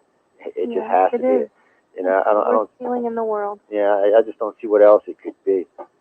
And see that, and then people understand why contactees get mad about the well, that's why. Things like that's enough to tick anybody off. I think you understand what I'm going to say, because you said something similar to how I feel earlier. Is this whole phenomenon, this whole thing, it's like a giant puzzle, and each and every one of us holds a piece of that puzzle. And if we do come forward and work together with abductees, with researchers, with physicians, and so on, we will finally have the whole picture. But we need to do it together. Yeah, and that's the thing. And that's the thing. And well, it's one of the reasons we formed ICAR. It's one of the reasons the radio show was originally formed. It's one of the reasons I formed the station itself. Because we bring on a lot of contact these days, and we get them to talk, whether they're famous or not. Thank God for people like you. Thank you. Yeah. Well, most people are scared. Ufology itself is scared of the contactee. You don't know how mad I get when I'll see like half the conferences I don't see any contactees speaking. Right. And then the other half I'll see like one, and I'm thinking, guys, these are the people who know what the hell's going on. I mean, y'all are talking to the wrong people, but they're not going to listen to me on that because, But I know the public's interested. So totally. So I don't understand why, well, I'll tell you why, because it's a good old boys club and they don't like letting new people in. That's the truth of the matter. And and that's a problem in itself, because now ufology's fighting itself, because contactees are coming. No matter what they do, the contactees are coming. They're coming out now in numbers. You're starting to see a lot of these accounts being publicized, and these books are selling good. I mean, I'm not making people millionaires, but if you've got if you've got 50 contactees out there and they're selling anywhere from 1,000 to 10,000 books each, a lot of people are getting to know this, and a lot of them now have them in the libraries. You can go loan them and look at them, and so it's changing, and more people are getting interested in the contactees than they are in any other aspect of this. But that ufology doesn't want to hear it, because really there's only a couple of big names in abductions, and our organization has passed most of them up so far that it's not even funny. And so there's us, and there's David Jacobs. Bud Hopkins really isn't that big of a player anymore. Right. Well, there's Whitley Strieber. There's all kinds of people out there that have had experience. Yeah, that's had experience. The Wiener brothers, the Allagash incident. Have you ever heard of them? Yeah, I actually did some investigation work on the Allagash case. So there's a lot of people out there. It's not just one here and there. That's the thing. There's a lot of them now, and there's a lot of them that are willing to get out and talk. And I'll tell you something we've been doing lately. For the last 2 years, we have been bringing contactees together. We just recently did, we were doing a show with Jim Sparks and Suzanne Hansen, but for some reason we had trouble getting the line connected in New Zealand, but that's rescheduled for another time. We've had, like Yvonne Smith on with Preston and with, what's his name, Jacobs? I can't think of his name, but. David Jacobs? No, not David Jacobs. This is another contact. Yeah, for some reason I can't, his name's just eluding me right now, but.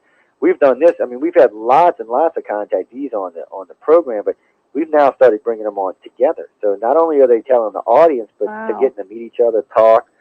That's great. And what we're doing is we're slowly but surely forming Craig Jaycox. Thank you very much, Tom.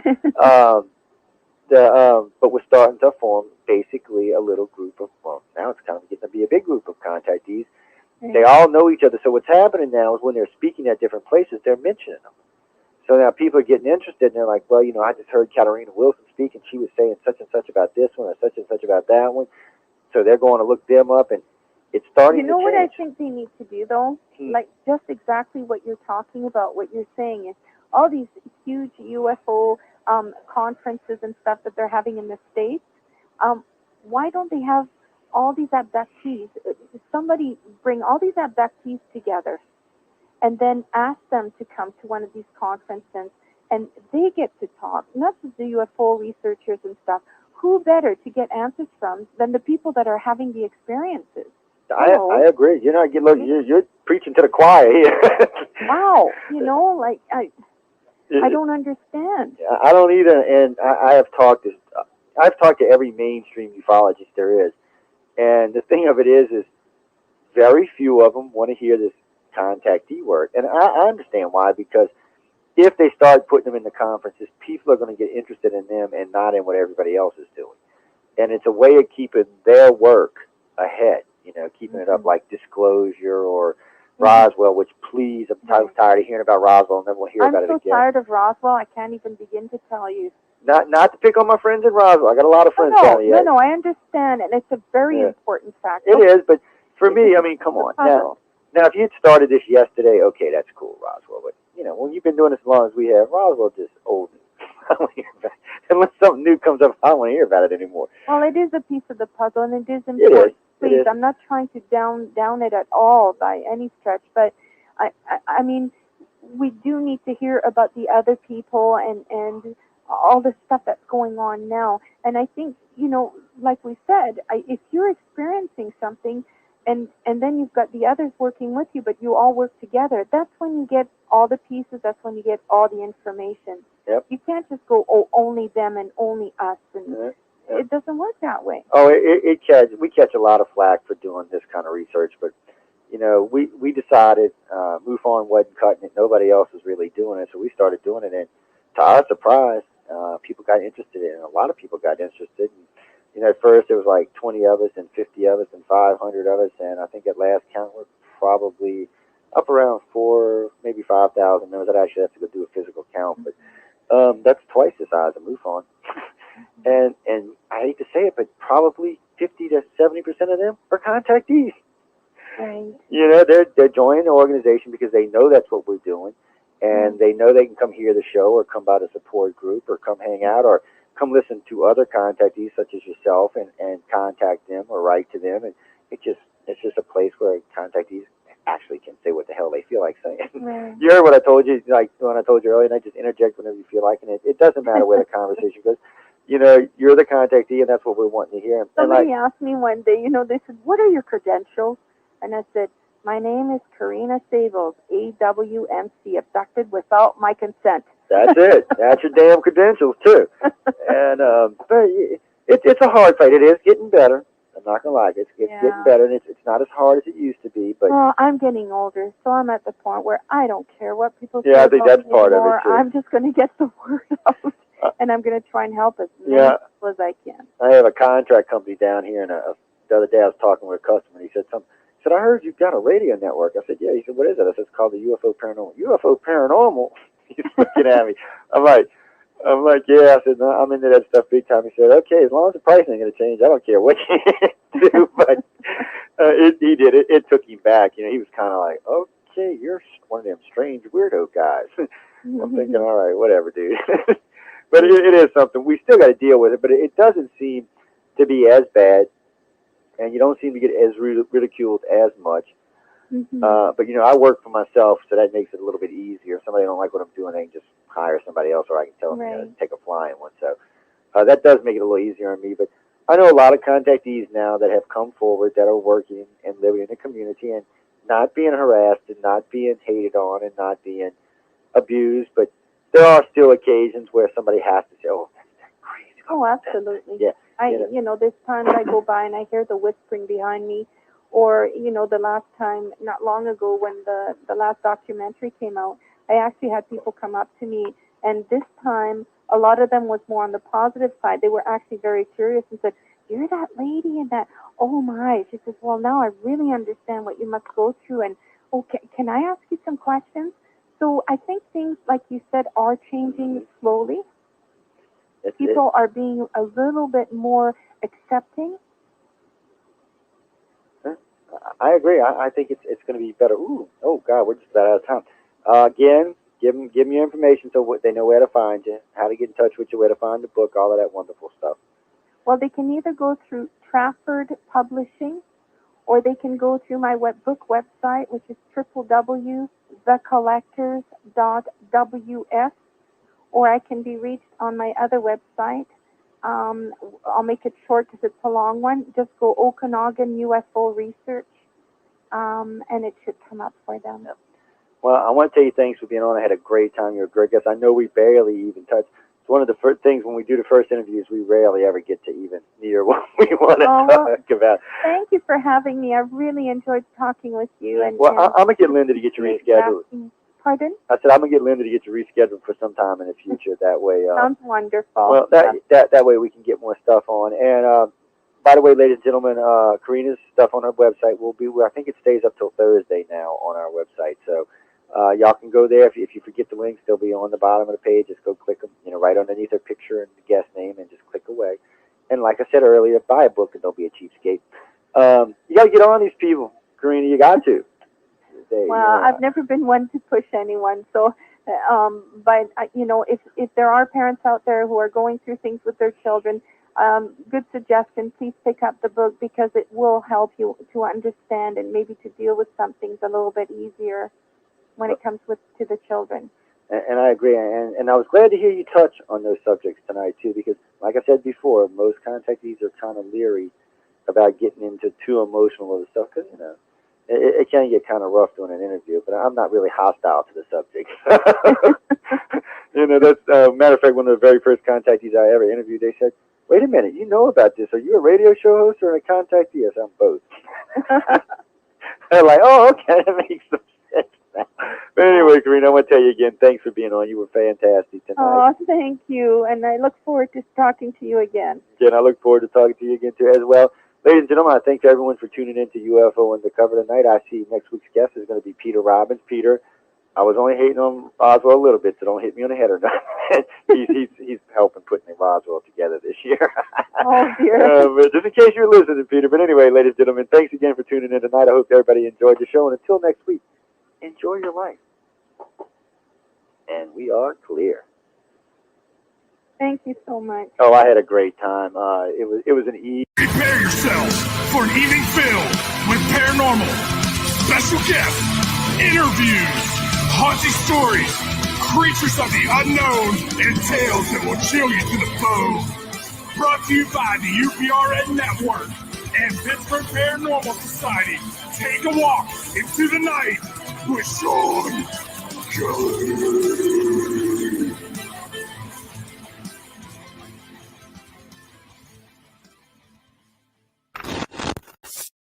Good evening. This is welcome to Into the Night with Sean Kelly, and I just want to, say a little thing before I introduce my guest. I've been talking about mental illness every time before I start my show, and I just want to rehash it and to say that with my problem, I'm doing okay. The medication is working. Doctor gave me a good bill.